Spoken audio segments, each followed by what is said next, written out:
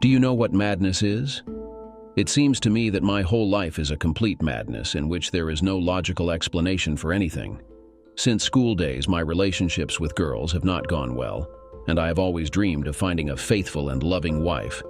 But everything did not turn out the way I wanted.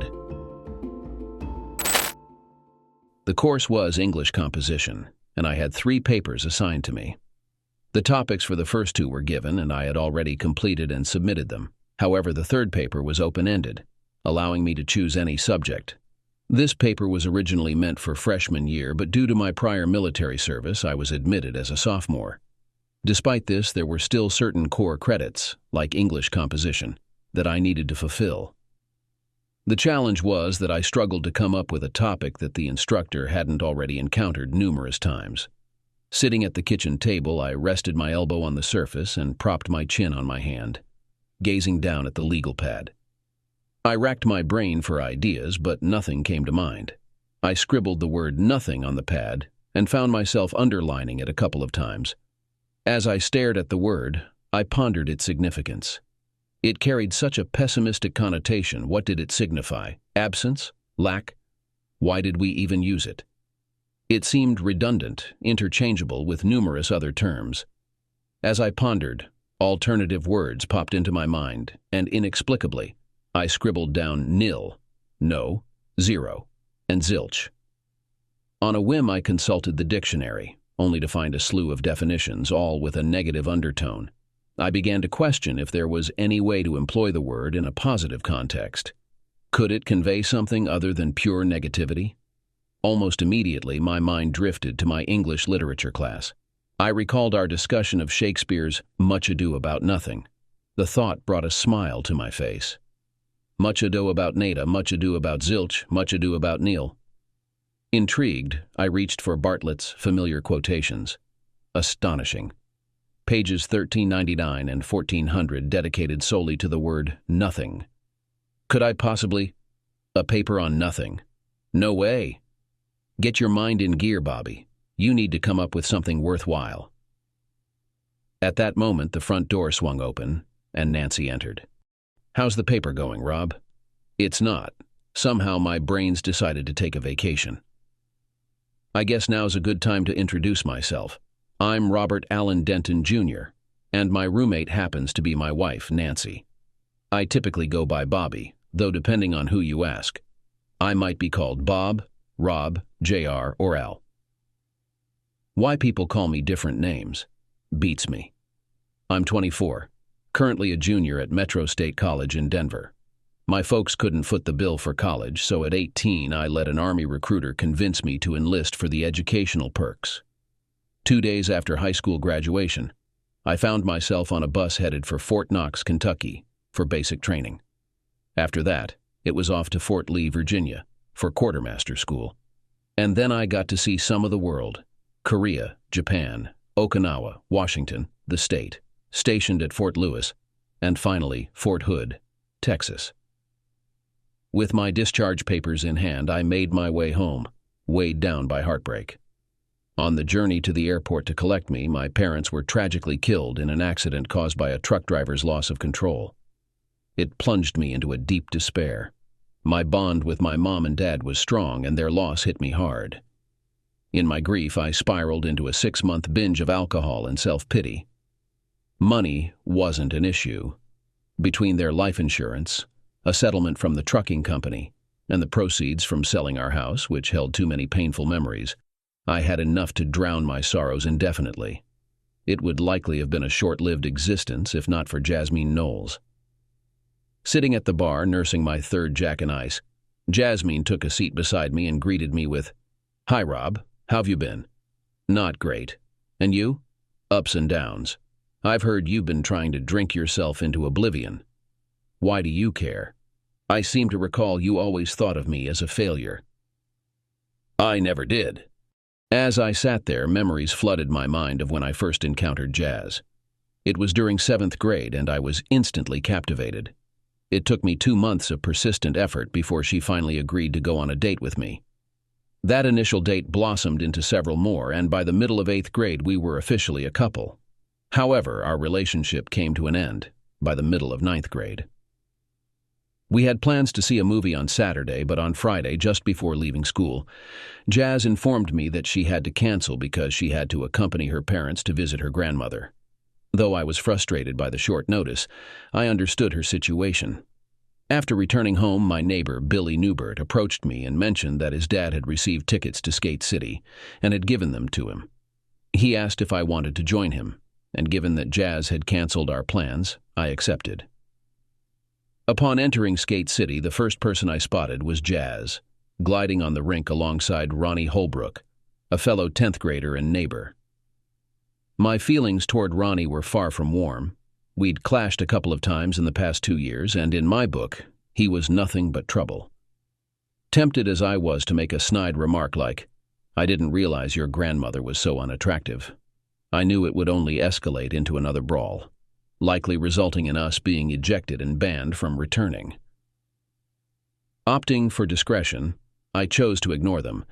Sooner or later, Jazz would notice me and realize she was caught, potentially putting a damper on her day.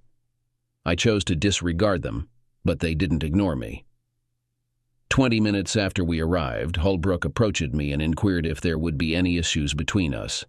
I chuckled and replied, "It may not matter much, but you might want to recall that the score stands at 3 for me and 2 for you. And even in those two, I held my ground. However, to address your question, there's no particular reason.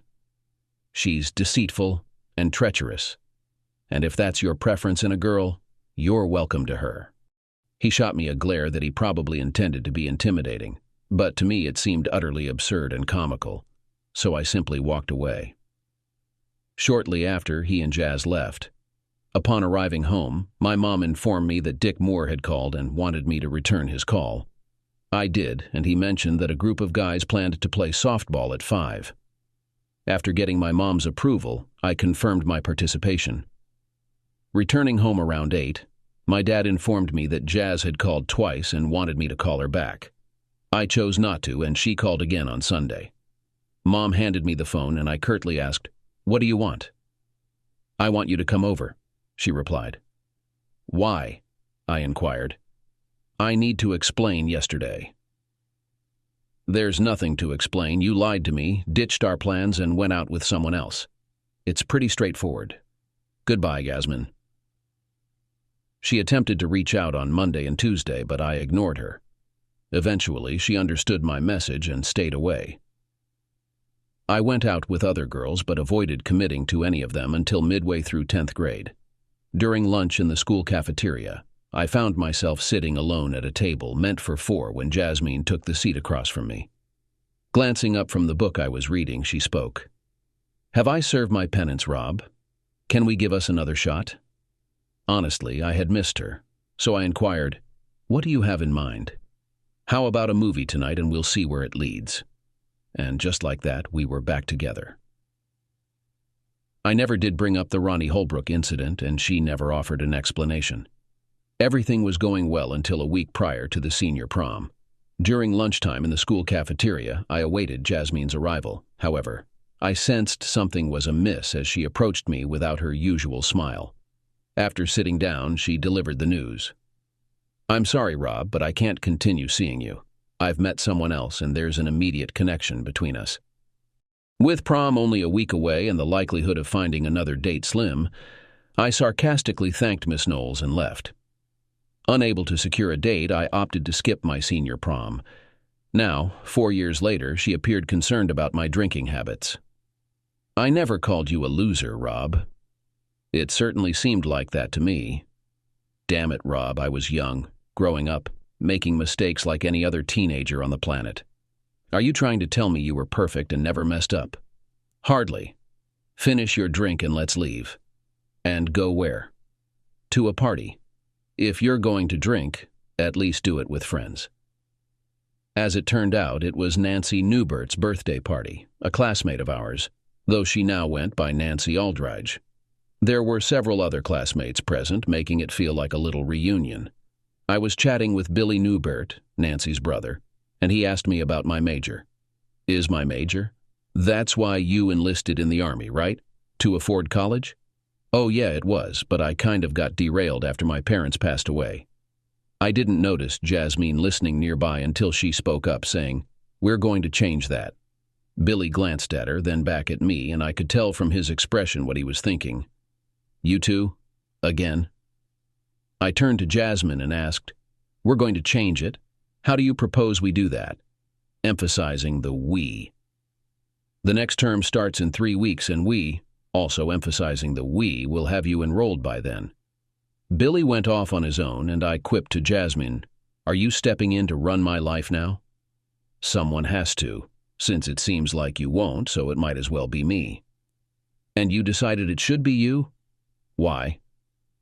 "I don't want my husband to become an alcoholic. I want him to achieve something." "Hold on there, Missy. You and I? That ship sailed a long time ago.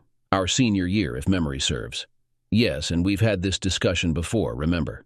The one about youthful indiscretions. I'm not a teenager anymore, and I want the same thing I wanted when I agreed to go steady with you initially. That's you." Ever been speechless? That was me at that moment. I finally stuttered out, "I'm not an alcoholic." "Maybe not yet, but you're on that path. I know losing your parents hit you hard, but ask yourself what they would think of how you're living now. Are they looking down on you, wondering where they went wrong? Are they saying to each other, 'We didn't raise him to be like that'?" That was a blow. It really hit me hard. After leaving that party, I had plans to meet up with Jasmine the following evening. Things progressed from there, and I ended up signing up for the next term at school. A month later, Jasmine moved in with me. She had recently graduated and landed a job as a paralegal at a local law firm. Everything was going smoothly until 3 weeks before the end of my freshman year. It happened on a Saturday, right after we finished breakfast at the Village Inn. She dropped the bombshell. "I'm moving out this afternoon. I've already found a place." I didn't say a word, just looked at her. I settled the bill, walked out, and started the car. She caught up and jumped in. "You were just going to leave me here?" "Yes." On the journey back to the apartment, neither of us exchanged another word. Once we arrived, she immediately began packing while I kept my distance, purposely avoiding interaction. With her bags packed and positioned by the door, ready to depart, I intervened. Extending my hand, I requested, "The key." She cast me a lingering glance before retrieving her keyring from her purse, removing the apartment key and passing it to me. "I still want us to be friends, Rob, but I've met someone really intriguing at work. It just didn't feel appropriate to pursue anything while still living together." I remained silent, simply turning away from her and heading to the kitchen to retrieve a Coke from the fridge. As I cracked open the can, the sound of the front door closing reached my ears. Sinking into the couch, I found myself lost in thought, primarily about myself and what I might have lacked. Despite my belief that I was gentle and attentive and thought I had satisfied her, her departure puzzled me. I couldn't pinpoint any wrongdoing on my part, yet her absence spoke volumes. After finishing my drink, I almost headed to Bud's bar before catching myself and admonishing internally, "No, Bobby, we're not going down that path again." I completed my second year of college and enrolled in summer courses. I had kept in contact with the classmates I reconnected with at Nancy's birthday party, and we occasionally hung out. Following one of these gatherings, I ended up in bed with Nancy. She had discovered her husband's infidelity and kicked him out. That night evolved into a friends with benefits arrangement. We enjoyed each other's company, but we both acknowledged that there wasn't enough chemistry to pursue anything further. Bed life was quite acceptable to us at that stage of our lives. Moreover, I was focused on my studies and aimed to graduate in 2.5 years, so I didn't want to invest time in seeking a long-term relationship. However, fate had other plans and disregarded my desires, dictating its own course. Nancy and I had been casually intimate for a little over 5 months when I received the dreaded "we need to talk" message. There's no easy way for me to say this, so I'll just say it: I'm pregnant. To my knowledge, I was the only one Nancy was involved with, so I did what I thought was right and proposed to her. She became Nancy Denton, and we started living together. About 5 months after exchanging vows, I was having lunch at IHOP when Jasmine walked in, spotted me, and joined me at the table. "How have you been, Rob?" Good. Why did you marry Nancy? Why do you care? Look, I know I messed things up between us, but I've always had feelings for you, and I don't like seeing you getting hurt. Except by you, right? Okay, I guess I deserve that, but I still want to know why you married Nancy. I didn't feel the need to dodge the question because it's plain to see Nancy's situation, and anyone with a brain can connect the dots. I got her pregnant. Are you absolutely certain it's yours? Why the hell would you even question that? Everyone knows she's been involved with a married colleague for over 2 years now. That's nonsense, Jazz. I know where she is most of the time. We leave for work together and she's always home before me. They work together, Rob. They often take long lunches. He's married, so if the baby is his, he can't marry her. It might be yours, but if I were you, I'd investigate. Long lunches, how do you know that? We work at the same place, Rob. Didn't you realize? I didn't. But I still don't see why you're so invested in my marriage to Nancy. It's simple. If she has you, I can't. I couldn't help but chuckle at that. Come on, Jazz, get real. You had me. 3 times, if I recall correctly, and each time you pushed me away. We all mess up, Rob. Some more than others, and I'm currently facing the consequences. How so? I desire you, but I can't have you, and it's painful, she said before standing up and walking away, leaving me with plenty to ponder. Was Nancy being unfaithful to me? If she was the baby his and not mine?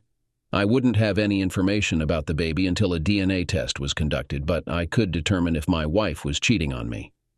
Although I wasn't wealthy, I was financially comfortable, and a payment to Spencer Investigations set things in motion.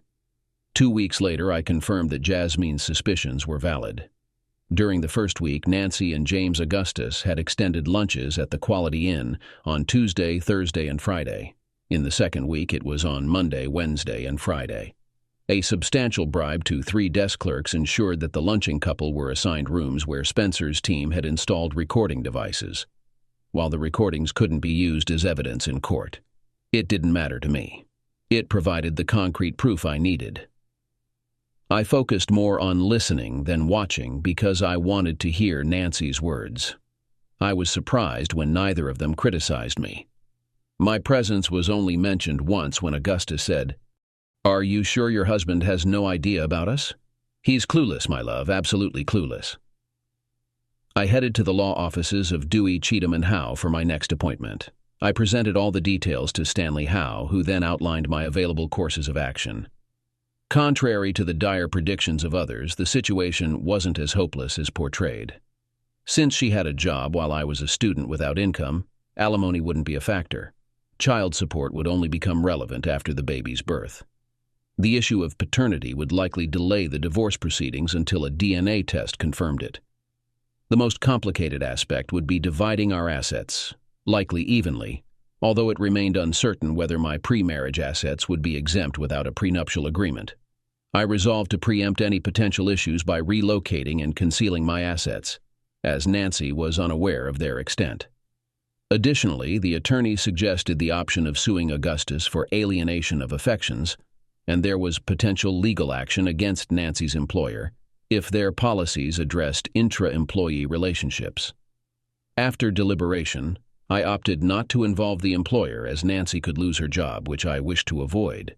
Regardless of paternity, she would need to support the child on her own, if it turned out not to be mine. I instructed him to draft the documents citing adultery as grounds, but to postpone serving them until I authorized it. Nancy was at home when I arrived. As I entered, she greeted me with a hug and a kiss. I returned the gesture, and she informed me that dinner was ready.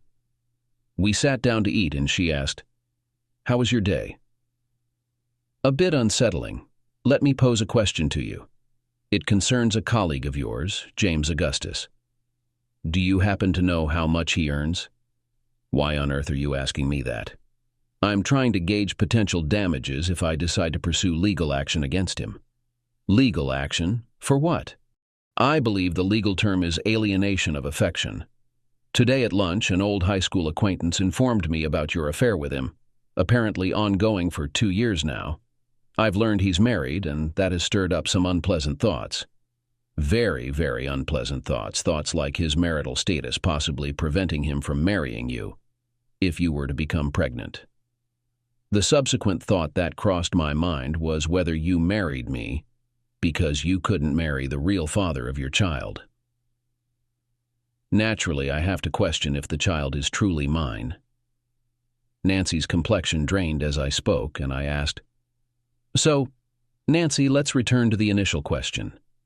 What's the income of your partner?" "I have no idea where you got that misinformation, but Jim is merely a colleague." "Allow me to clarify. You and Augustus are simply colleagues, meaning whenever you're together it's work-related. Is that correct?" "Exactly. So if I contacted your employer, they'd confirm that you were on official business when you and Augustus stayed at the Quality Inn on those specific days. Well, it's a relief to know it was all work-related." Sarcasm isn't exactly your strong suit, Rob. Okay, so you got me. What now? Divorce? And then we'll wait until we can arrange a DNA test for the baby to determine if I'll be a part-time father or not.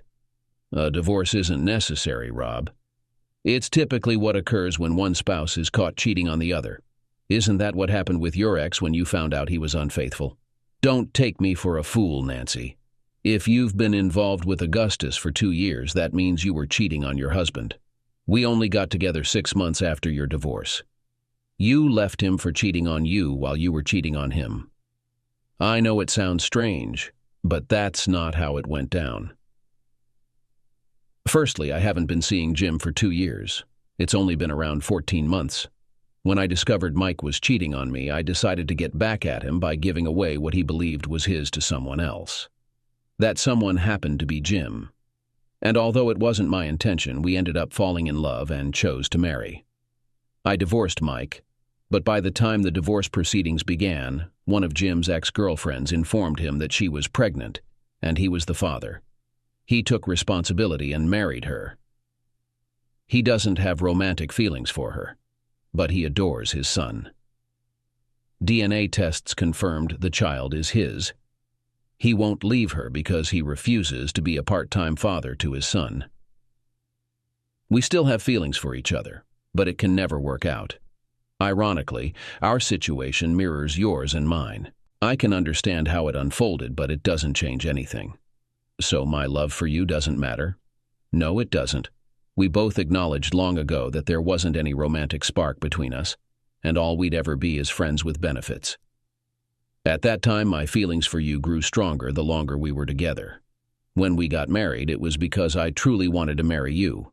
Yes, I did leverage the pregnancy to bring about the marriage, but it was because of the lack of spark between us. I believed that by making our relationship permanent, I could eventually make you love me. I thought it was worth the risk. If I didn't have feelings for you, I wouldn't have gone through with it. Nowadays, there isn't as much societal judgment toward unmarried mothers. However, my dilemma is that I love 2 men equally and desire them both.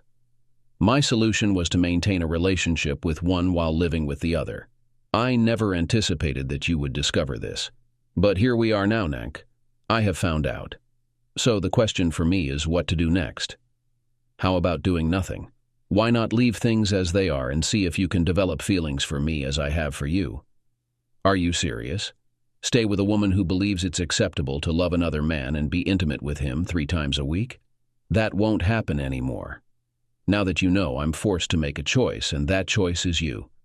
While you ponder what to do, consider this. I have never refused you when you've wanted intimacy, and in fact, I initiate it more often than you do. Have you ever felt a lack of love or affection from me? No, because I love you, and I've demonstrated it every day since we got married. She was right about everything, and before my conversation with Jasmine, I thought I was completely satisfied with myself. Nancy was an excellent cook, was great in bed, and constantly showed her affection for me. Despite my reluctance to admit it, I found myself in love with 2 women. I fell in love with Nancy, even if she didn't know it. But I also had feelings for Jasmine, always have, and probably always will. The fundamental difference between Nancy and me was that I refrained from physical intimacy with my soulmate. This discrepancy was significant. I refrained because it would be unethical. I devoted myself to Nancy, which meant that I had to suppress my feelings for Jasmine and leave them in the back of my mind. After careful consideration, I made a decision, hoping that it would not turn out to be stupid. You've lost my trust, Nance. If I stick around, I'll be keeping a close eye on you. Whenever you come home late, I'll wonder if you're seeing someone else. You might give me an excuse for being late, but I'll likely investigate to check its validity. If you're out shopping longer than I expect, I'll be suspicious. Even if you say you're going to your mom's, I might call just to make sure. Can you handle living like that? I can, if that's what it takes to keep you. Then there's the big one. You'll be on probation until the baby is born and I've done a DNA test. If the child isn't mine, it's over between us. You'll have to live with that uncertainty. Still up for it? I'm sure the baby is yours. So yes, I'm committed to sticking it out without any issues. So I overlooked things, and over the following months, Nancy made every effort to demonstrate her love for me. True to my promise, I kept tabs on her, but she never slipped up. Jasmine kept me informed about the happenings at their workplace, revealing that Nancy had Augustus on her side. Jasmine stayed connected because she was convinced that Nancy's baby wasn't mine, and she anticipated that once I had evidence, I would leave Nancy, leaving her to pick up the pieces. I must clarify that I neither encouraged nor discouraged Jasmine. Nancy's pregnancy altered her hormones, making her extremely needy in the bedroom, which posed a challenge for me. She was exhausting me, and I began to question if I'd even be around when the baby arrived or if I'd be in a coffin 6 feet under. School was progressing well, and thanks to the online courses I took while in the Army, I was on track to graduate in 2 years instead of the usual 4.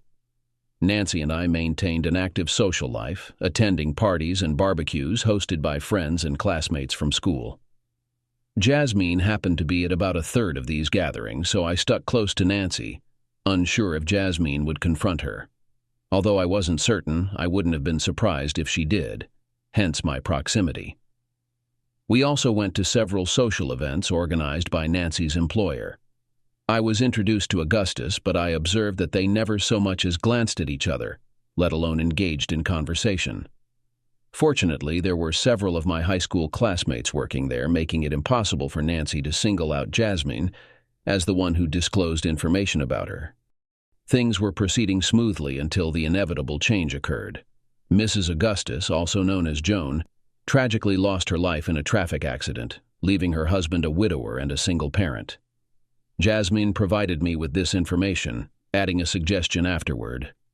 Now that he's a widower, perhaps you should pay closer attention to Nancy. I thought it was wise advice, but I didn't take action until Jasmine informed me that Nancy and Augustus were resuming their lunch meetings. While Jasmine mentioned that these lunches weren't as lengthy as before, they were still meeting.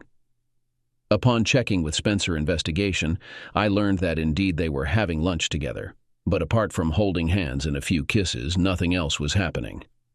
Yet. Deciding not to wait, I confronted Nancy over dinner with the report I received from Spencer. Remember when I mentioned you were on probation and I'd be watching you? Care to explain the lunches with Augustus, the hand-holding and the kissing? Quite simple, really. I've committed to you, but you haven't reciprocated. You've made it clear that if the baby isn't yours, you'll leave. And you've even suggested that even if the baby is yours, you might still go. I'm convinced the baby is yours, but there's a small chance it isn't. When Jim's wife passed away, he approached me asking if there was a chance for us. I told him there's a very slim possibility, and I outlined the situation. He's hoping the baby is his, and you'll let me go. Holding hands and sharing a few kisses to keep him interested is my backup plan if things don't go as I hope. Just to be clear, it's only meant to keep him around, nothing more. How could I respond to that? I hadn't really given the girl much reason to believe our marriage would last. She was making an effort. I'll give her that. She was doing everything possible to communicate where I stood with her, so why wasn't I reciprocating? Honestly, I didn't know, but I suspected deep down there was a nagging thought. Once a cheater, always a cheater. How does one shake off such a belief? Maybe I couldn't entirely, but I could try to push it aside, and I could make things a little easier on Nancy. I'm not leaving if the child is mine. If it's mine, you're stuck with me. She smiled, came over and sat on my lap. She kissed me and said, "Then you're stuck with me because you're the father of my baby." And there I was. An 8-pound, 4-ounce boy whom we named Robert Allen Denton III arrived, and the DNA test confirmed that he was indeed mine. According to Jasmine, once Nancy returned to work after maternity leave, Nancy and Augustus never even had coffee together in the break room, let alone went out for lunch together. 2 days after Tripp entered the scene, Jasmine called me and asked if the baby was mine, and I had to confirm that it was. "I'm never going to have another chance with you, am I? It doesn't seem likely, especially considering you had 3 chances before that didn't work out. So why would you expect another chance to work? I just feel it, Rob.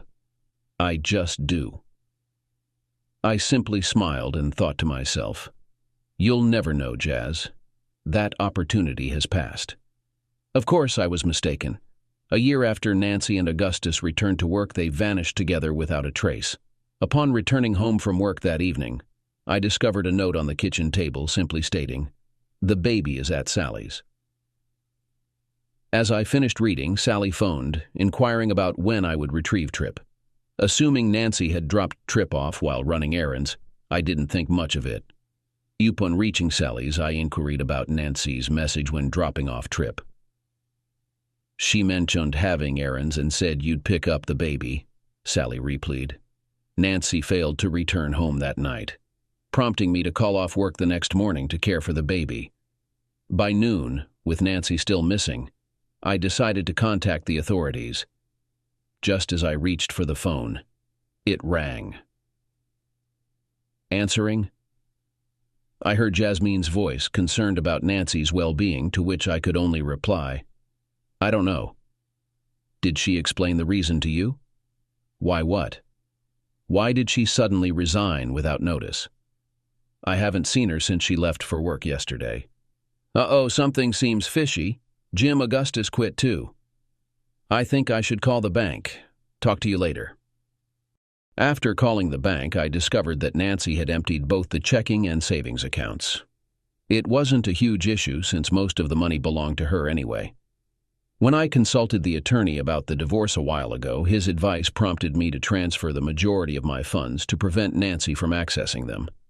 I regularly deposited money into the account, and Nancy mistook it for financial aid for my education. After ending the call with the bank, I proceeded to contact the 3 credit card companies we were affiliated with and promptly canceled the cards. None of the representatives I spoke with reported any unauthorized usage. I then arranged for replacements and attended to my son's needs. We engaged in play until he grew tired, after which I changed and put him down for a nap. With my son settled, I fetched a beer for myself and settled down to contemplate my next steps. It seemed inevitable that I would need to withdraw from school, at least temporarily, until I could find a solution for Tripp's care. Tomorrow, I plan to explore daycare options and assess the possibility of salvaging anything from the current academic term. The remainder of the day was consumed by attending to household chores and caring for Tripp. Exhausted, I retired to bed, pondering the unfathomable notion of a mother abandoning her own child. I harbored a hope that wherever they ended up, they would face the consequences of their actions. Tripp woke me up at 6, and after changing him, I was preparing his breakfast when the doorbell rang. I placed him in the playpen in the dining room and went to answer the door. It was Jasmine rushing in. "Where is he? Has he been fed yet? Does he need changing?" she asked urgently. "Slow down, he's fine, and I was just starting his breakfast when you rang the doorbell," I replied. "Well, get on with it. We have a busy day ahead," she insisted. "Why are you here, and what's all this about?" I inquired. "I took a day off work, and now that Nancy is out of the picture, I'm here to claim the man I should never have let go. And I'm not babbling. We need to get the boy into daycare, see a lawyer to start the process of granting you sole custody, which shouldn't be hard since she abandoned him. We also need a restraining order to keep her away. There's no way she can claim to be a fit mother after leaving him." "So, first the lawyer?" Then the daycare center in my building, she explained. Are you also going to dictate my breakfast choice? Perhaps later. Right now I need to tend to Junior. He's not Junior. He's Robert Allen Denton III. But around here we call him Trip. Are you going to give me a hard time? Probably. Let's revisit your initial statement. You're here to reclaim your man? Seemed pretty straightforward. You slipped away, and I'm here to bring you back. There's a hitch in your plan. You assume I'm on board with it, but I'm not. Why not? Ever heard of the definition of insanity? I don't think so. It's doing the same thing repeatedly and expecting a different result each time. I'm lost. We've met 3 times already, and each time you've ended things by breaking up with me. It's been the same outcome every time, despite my hopes for something different. It would be irrational for me to attempt it again. Are you going to physically remove me? Of course not. Then let's focus on the tasks at hand. Take care of Trip, consult with the attorney, arrange daycare, and deal with personal matters later. I reasoned. Why resist? These tasks must be addressed. Get them done, and worry about the rest later. I contacted the attorney I had spoken to previously about the divorce, and he agreed to meet me immediately. Upon arrival, I briefed him on the situation and instructed him to initiate the divorce proceedings. I understand that nothing can proceed until she receives the papers, but I'm willing to bet that we won't hear from her, and after a year, we can file for abandonment, right? He agreed and assured me that he would prepare the documents for my signature by 10 o'clock. Since he had a court appointment at 11, he planned to file them while he was there. After leaving the attorney's office, we made our way to Jazz's workplace. I was skeptical, but Jazz assured me she could arrange for Trip to be placed in daycare there. I highly doubt HR would inform Allison that Nancy is no longer employed there. Allison? She runs the daycare facility. What happens when she eventually finds out? Don't worry about it. I've taken care of it. You've taken care of it. Yes, Rob. It's under control. By the time we reached her building, she directed me to her parking spot. I'll take Trip inside. You can head across the street to the coffee shop. It won't take more than 20 minutes. It ended up taking less than 15 minutes, but when she returned, Trip wasn't with her. I abandoned him there. Nancy arrived for work today, expecting him. We can collect him at 5, the time Nancy would have done so. We still have many tasks ahead. We must return to the lawyer's office to sign documents and then arrange for the locks on the apartment to be changed. No need for a locksmith. I'll buy what I need from Home Depot and change them myself. All right. Then we have to pack up all of her belongings and dispose of them. Why? To make space for my belongings, of course. Once her things are out of the way, we can move me into your place. Did you not consider... Quiet, Rob. You know you need someone to help with Trip, and that someone will be me. We can figure out the rest later. She was correct. I would need assistance with Trip, at least until I recovered from the blow Nancy had dealt me. Accepting Jasmine's help would allow me to remain in school. We sorted through the apartment, gathering all of Nancy's belongings. On the way to Jazz's place, I dropped off Nancy's things at her sister Sally's place since nobody was home. I left a note for Sally to call me. While waiting for Jazz to finish packing, I contacted the police to report Nancy missing. They instructed me to come in and file a report later that day. After helping Jazz settle into my place, I headed to the police station. I provided a written report and spoke with a detective. He inquired about any issues between my wife and me, to which I recounted the events leading up to her sudden resignation from work. I also mentioned that her lover had also quit. The detective responded, "So she's not technically a missing person." I replied, "Perhaps not, but I anticipate her family will contact you soon," expressing disbelief that she would leave her child behind. They might even suspect foul play. I'm just being proactive. If my name wasn't on record when they called, I'm sure you'd question why, possibly considering me a suspect. He agreed and reassured me they wouldn't spend too much time searching for her. We'll check with her employer to verify your information, then alert other police departments and hospitals in case she turns up somewhere. With that settled, I stopped by the college to update my instructors on why I'd missed a day and might miss more. They all assured me not to worry and that we could figure it out. After school, I picked up my son from daycare. When we arrived home, Jazz had already prepared dinner. She mentioned that Sally had called and wanted me to return her call. Jazz took our son and I called Sally. Why is all of Nancy's stuff in front of my garage door? It's everything of Nancy's that was here at the apartment. I was going to donate it to Goodwill, but then I thought to give it to you in case she ever returns. Returns? I briefed her on the situation. She wouldn't ever do such a thing. Disappear and abandon her baby. I chuckled at that. It mirrored almost exactly what I had predicted the detective would likely hear from her family. Well, Sally, she did it. And you can verify by contacting her workplace and speaking to HR. You'll find out that both she and her lover, one James Augustus, resigned without notice. She hasn't been seen since she dropped off the baby at your house. She hasn't made any contact, and all I've received from her is a note informing me that Tripp was at your place. This is suspicious, Robert. Nancy just didn't want to follow your instructions. Goodbye, Sal. And I hung up. I had just finished dinner when the phone rang. I replied by saying hello. What did you do to my daughter, asshole? You don't want to know. And hung up. 5 minutes later, the phone rang again. This time it was my mother-in-law. Can we discuss this rationally, Bob? Of course, Mom. What's going on? Sally called and said, You threw Nancy out of the house and dumped all her stuff in Sally's driveway. First of all, I didn't kick her out. Obviously, she ran away with her lover. Obviously. All I can tell you is that she emptied our bank accounts at 9:30 in the morning, then went straight to the HR department where she worked and quit without giving any notice. And her boyfriend, James Augustus, who also works there, quit at the same time. I don't know how you interpret that, but to me it seems like she's run off with another man.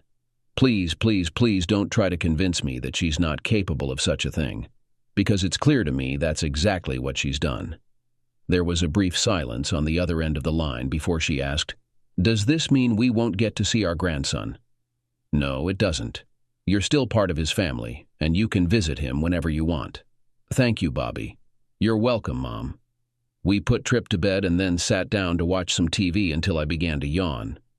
Jazz noticed and grabbed the remote, switching off the TV. Bedtime, darling. How should we handle this? I'll take the sofa, and you can have the bed. Nonsense, sweetheart. Remember, I'm here to claim you. Jazz, she's barely been gone for 2 days. I'm just not comfortable with this whole claiming thing. She shrugged and headed to the bedroom. I grabbed a blanket and pillow from the linen closet and started to unfold the blanket, when Jazz returned to the room completely naked.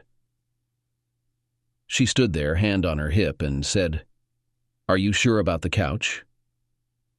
I wish I could say I stood my ground, but alas, I couldn't.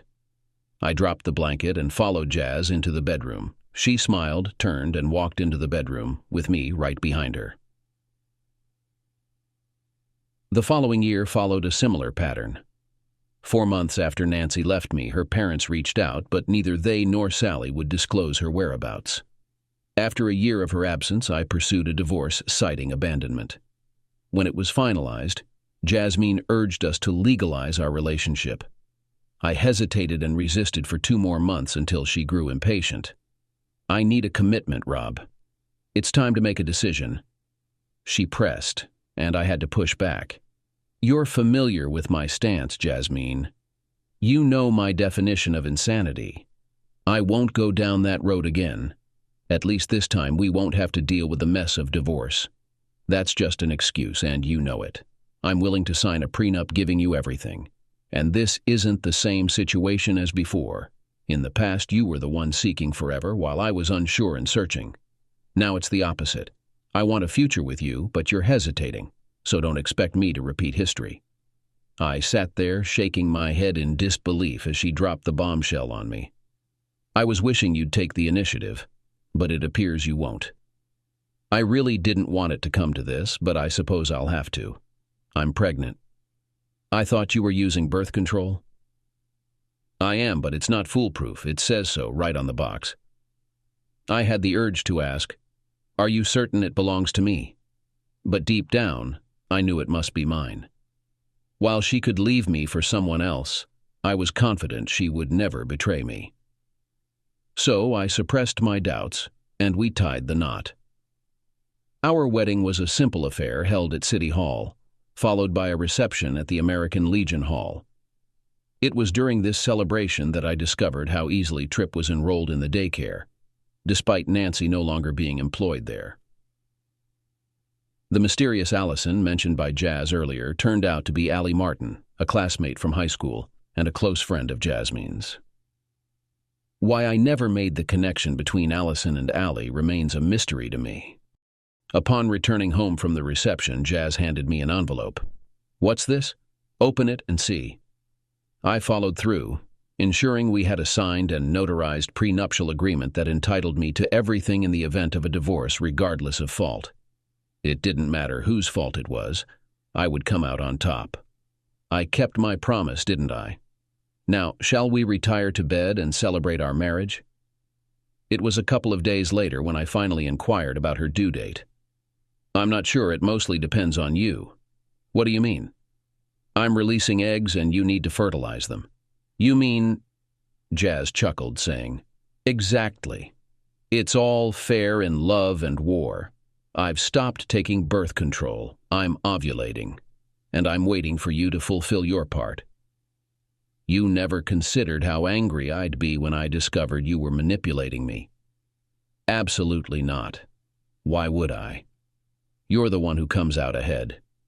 You have me and a safety net with the prenup. What more could you ask for?" "A safety net?" "The prenuptial agreement, darling. You know how materialistic I can be. Do you really think I'd leave you and give up all my possessions? Not a chance." She led me into the bedroom, and by the time she was finished with me, my anger had dissipated. Tripp gained a brother, and 2 years later, Tripp and Evan gained a sister. After Elizabeth was born, Jazz and I agreed that 3 children were sufficient, so she had her tubes tied. Nancy never made any effort to visit Tripp. No birthday or Christmas cards, and I'll never understand how she could abandon her own child. I half-heartedly wished something terrible would happen to both of them, and it did. Augustus, working at a bank in Seattle, was shot and killed during a robbery. Nancy vanished, and neither her parents nor Sally have heard from her since. Tripp has never met his mother, though he's aware of her existence. He sees pictures of her when he visits his grandparents, who try to spark his interest in her. But when he's with them, he pretends to care, yet confesses to me at home that he has no interest in her at all. Why should I care about her when she's shown she doesn't care if I'm alive or dead? I've never spoken ill of his mother to him. He's come to understand her indifference on his own. Nancy will never know what she missed by not witnessing Tripp grow into the remarkable young man he is. Maybe one day she'll show up at his doorstep. If she does, I can only hope he shuts the door in her face.